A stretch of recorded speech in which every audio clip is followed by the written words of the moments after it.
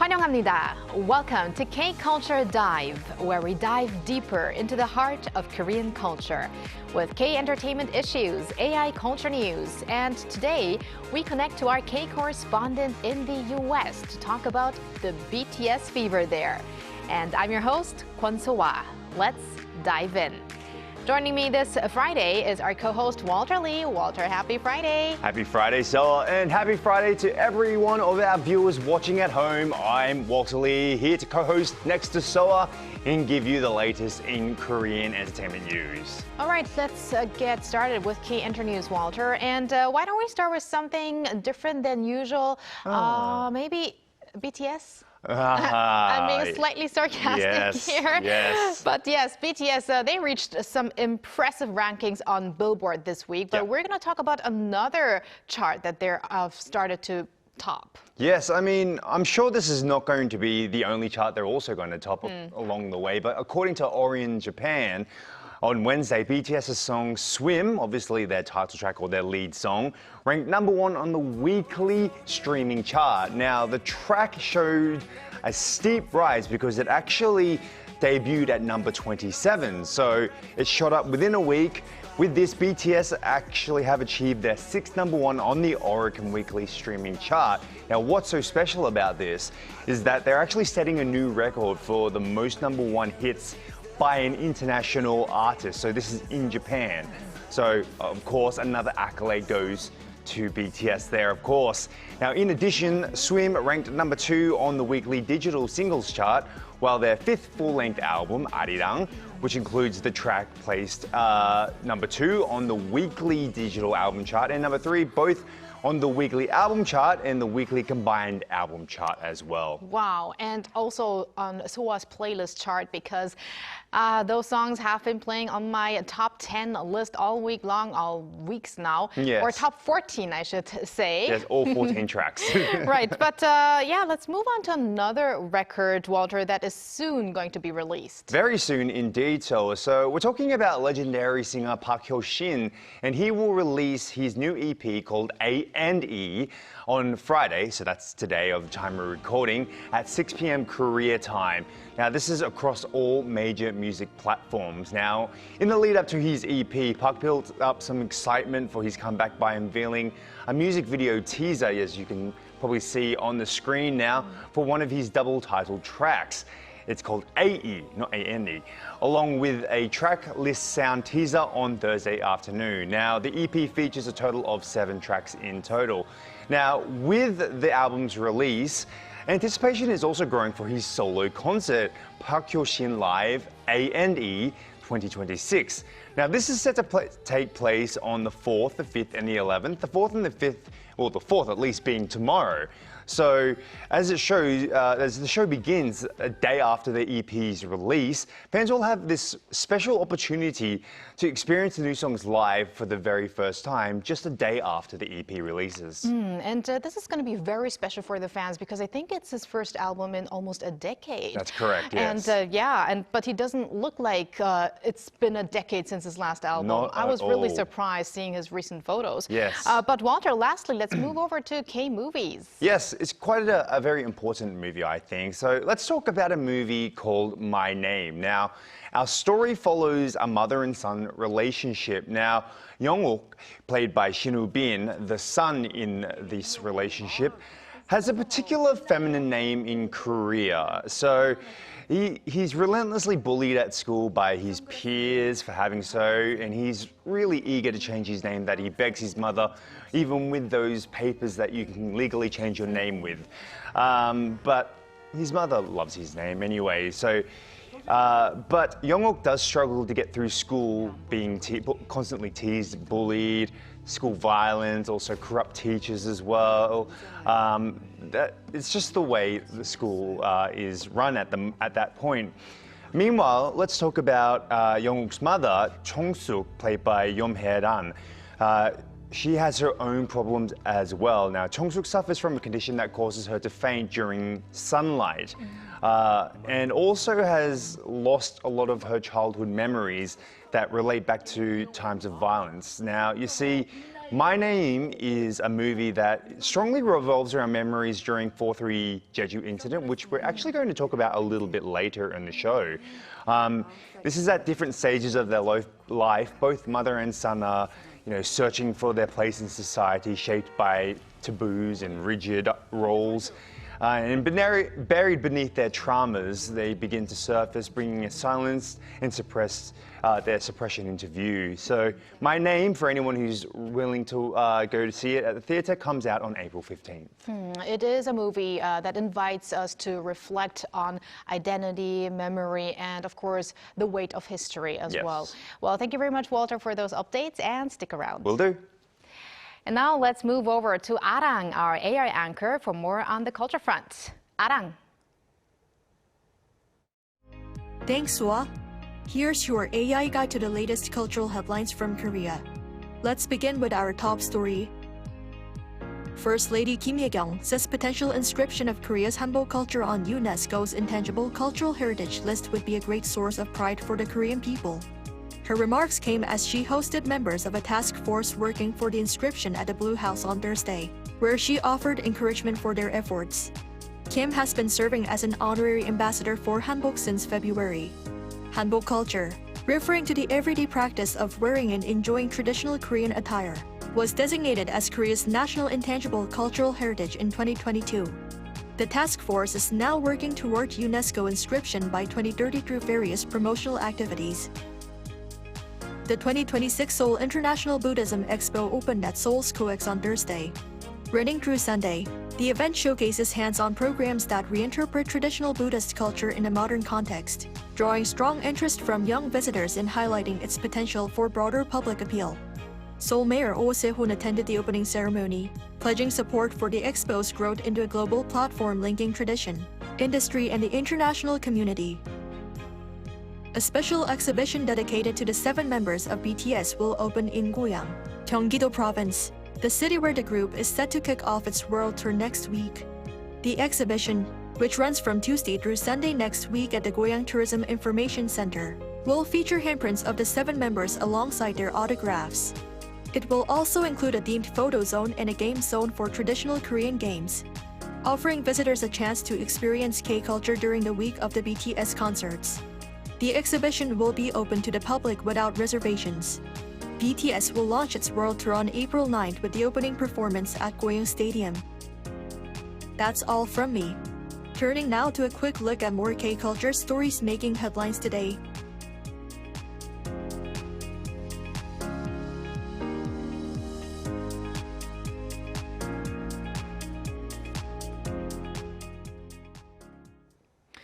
The global recognition of author Han Gang's We Do Not Part at the National Book Critics Circle Awards has renewed international attention to the historical tragedy at the heart of the novel, the Jeju 4/3 incident, marking a meaningful encounter with its English translator ahead of the commemoration. Our Jo Young-eun tells us more. The growing recognition of the Hangang novel We Do Not Part marks a significant moment, as it is one of the first Korean literary works to introduce the Jeju 4/3 incident to a broad international readership. Translator Paige Ania Moore spoke about the meaning of conveying this history to readers around the world and the significance of the Jeju 4/3 incidents from a translator's perspective. I think part of the translation work is also kind of joining the writer in this mission of making sure that these stories are not erased, or they don't continue to be erased and they don't end up forgotten. The Jeju 4/3 incident dates back to 1948, when protests against the division of the Korean peninsula were met with a brutal crackdown by military and police forces, resulting in the death of around 30,000 people, more than 10% of Jeju's population at the time. Morris explains that through the novel, American readers have begun to challenge the notion that such events are distant. Seeing that readers are connecting it to their own lives and also just having a lot of empathy for what happened on Jeju, I think it's really powerful, and it speaks to just how connected we all are. She added that translating the story for a global audience presents unique challenges, as many readers may not immediately understand certain terms. She explained that the translation sought to convey certain meanings as clearly as possible, since some terms are often unfamiliar not only to international readers, but even to many Koreans today. At the time that I first encountered any mention of this incident, I was honestly afraid to look further into it and kind of afraid of what I would learn and what I would see. Her process involved extensive archival research, including reviewing video footage and articles mentioned in the novel, in order to vividly bring those scenes to life. Moore says she has been both happy and humbled by the global response to the novel, particularly the positive reception among English-speaking readers. The incredible world of Hangang's writing, a lot of her writing dealing with these historical moments that would otherwise have been kind of forgotten or swept aside or covered up or kind of limited just to Korean readers. 조영은, 아리랑 뉴스.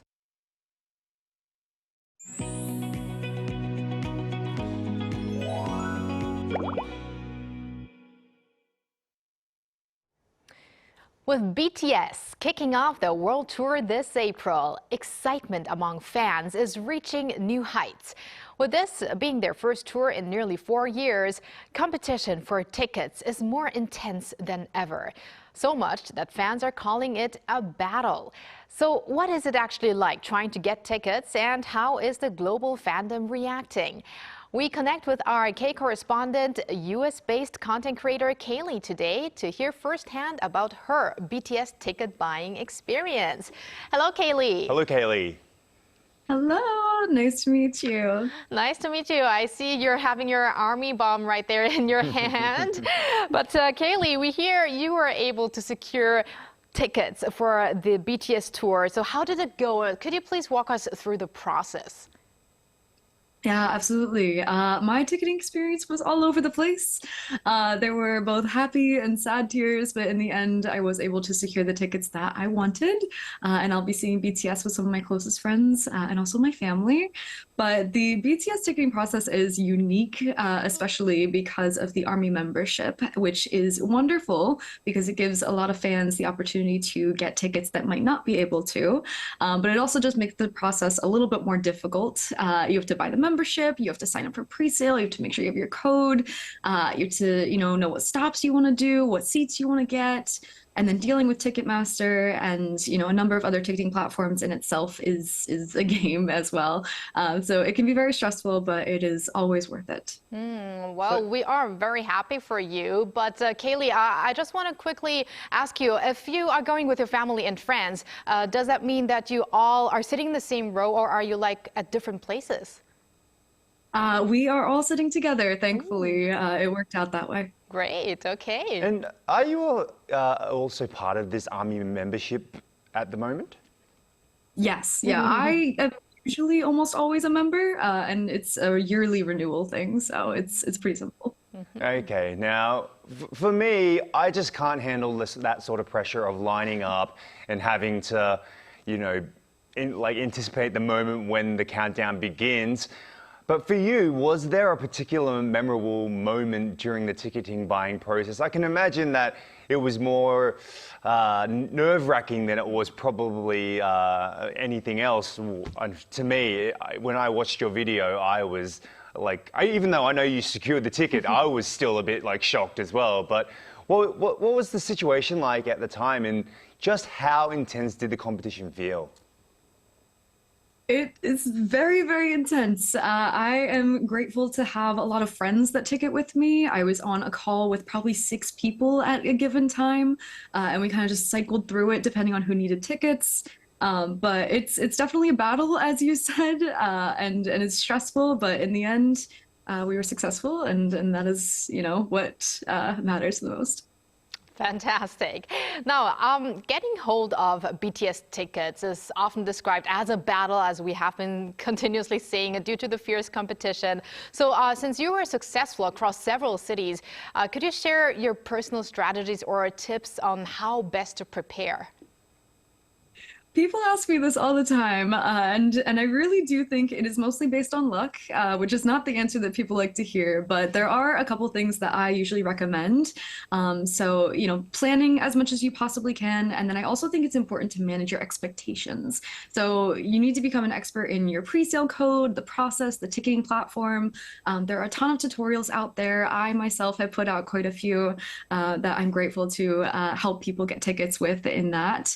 But do your research, make sure that you know exactly what the pre-sale process looks like, what you have to do to get the tickets. Is it Ticketmaster, SeatGeek, any of the different ticketing platforms out there, and then have a plan, but understand that things might not go to plan. So, you have to have a plan A, B, and C. And I know a lot of fans want, the highest tier and VIP and barricade, but I always tell people that if you go in with the, expectation being that you're seeing your favorite artist, and you're going to be happy regardless of what seat you get, then, you might even be surprised and get closer than you thought.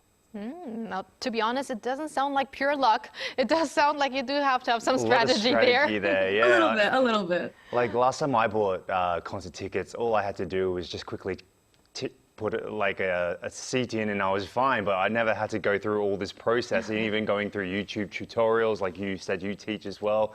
It's unbelievable the amount of attention that BTS is getting. I mean, well deserved as well, but I'm also a little curious about the venues and what the concert spaces are like, and what kinds of events are usually held there. Have you been there before yourself?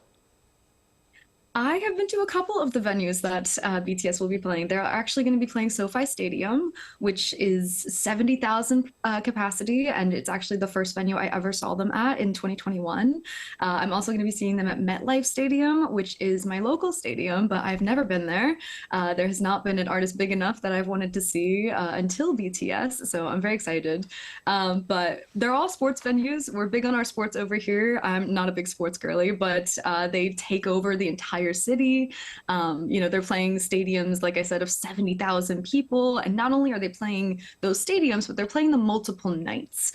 So I think SoFi, they're doing 4 shows. MetLife, they're doing 2. There isn't a stop where they're doing 1 show. I don't think so. So they're, big enough to fill these. And there's a lot of events that they're doing there. So these are events that bring about traffic alerts, extended transportation, you name it. I think wherever BTS goes in the United States, the city is going to know and have to be prepared. Pretty big scale there. Now, let's talk about the fan culture. So how do fans usually prepare before attending a BTS concert? So what are some essential items? I mean, I did see your light stick before, and if I'm correct, is it the version 4 light stick, is it? Yes, this is the version 4. I got it last week, I think. Wow. Okay, so tell us more about the fan culture and all of these essential items that you need to have before going to a concert. Absolutely. One of my favorite parts about going to K-pop concerts is actually the time leading up to it and preparing. You get your outfit together, you plan your travel, you coordinate with friends, anything like that. Make freebies. Freebies are a big thing. Decorate your light stick. I need to decorate this before tour. She's looking a little bland right now, but there are so many things that you can do to prepare for a concert. And I think it just builds the excitement even more. There's also fan organized events like cup sleeves, there's dance parties, watch parties, you name it.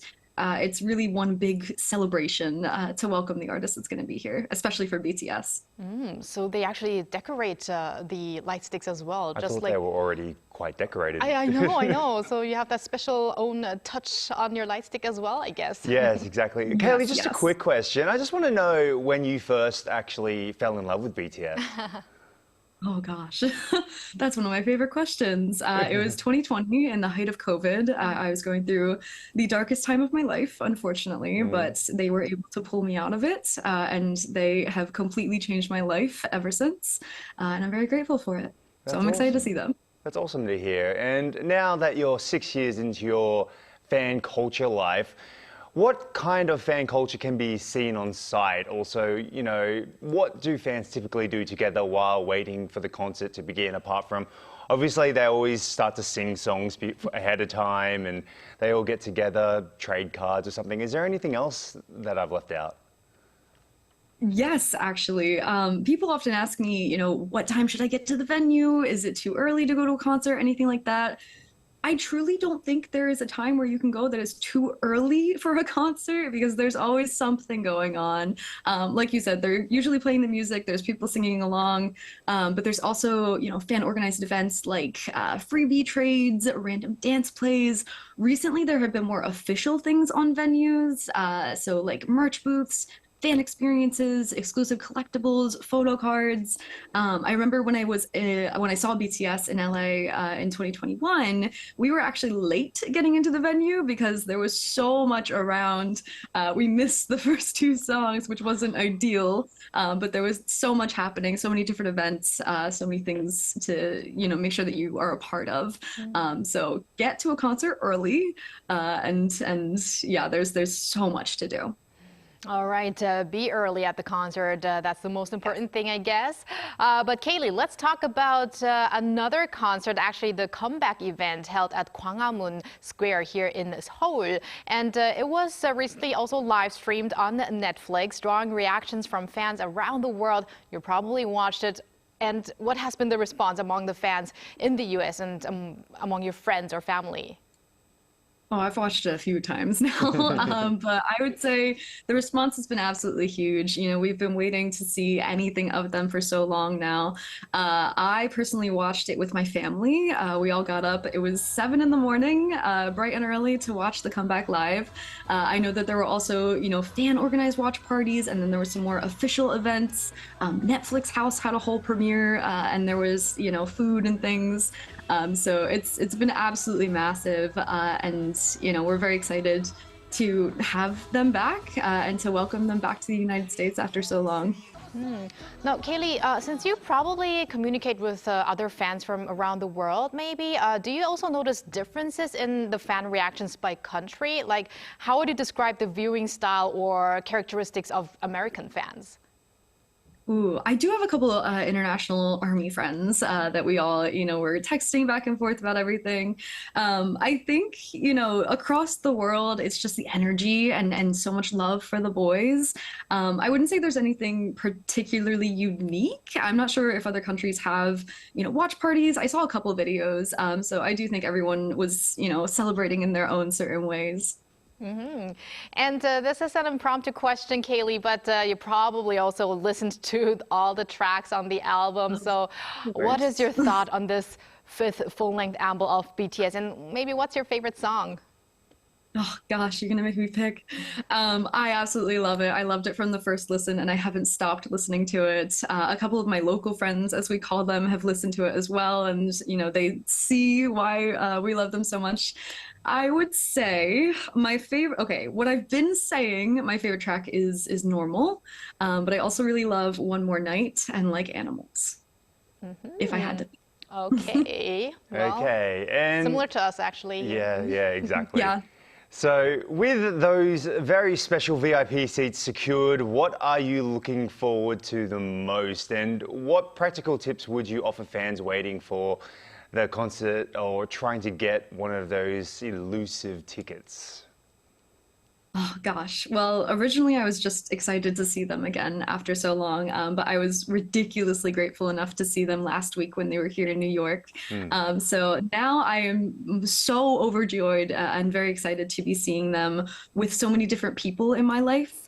I am actually going to be seeing them in Vegas with my closest friends that I met through them. And these people have never seen BTS before. So I'm really excited to have that experience. And then I mentioned those tickets that I got in Baltimore earlier. My mother is actually going to be taking one of those. So I'm going to be taking some family members to see them as well. So that's probably what I'm most excited about, just to spend this time with people that are dear to me in my life, and to also just be, surrounded by ARMY's energy again. I got a sample of it last week when they were here. So I'm overjoyed, and I can't wait to see, what it's going to be like for a whole concert. In terms of preparation for fans that are, trying to get tickets or planning to have concerts, if you're going to a concert, have your outfits prepared. That's probably my most favorite part about this. But you can wear whatever you want. Decorate your light stick if you have one. Prepare freebies, all of that. I know concerts can be stressful at times, but just make sure to have fun. If you are going to be ticketing, best of luck. I send you all of my luck and manifestation vibes. Make sure you're prepared. Like I said, watch those ticketing tutorials. There's plenty out there. But I think when it comes to all of the prep and everything, if you just go with the expectation of, seeing your favorite artists and having a good time and making it a memorable experience, then I think you'll have one of the most unforgettable nights of your life. And, just enjoy it, and I'll see you there. All right. Thank you very much, Kaylee, for connecting with us today. We can definitely feel your excitement coming through, and enjoy the concerts to the fullest. Thank you very much. Thank you so much. Thank you. Bye. And thank you, Walter. As always, enjoy not the BTS concert, but the weekend. The weekend is. And we're going to see you again. Yeah. And thanks for watching and your interest in everything K-Culture. K-Culture Dive will be back on Monday, 2 p.m. Korea time. Have a culture-filled weekend and keep diving.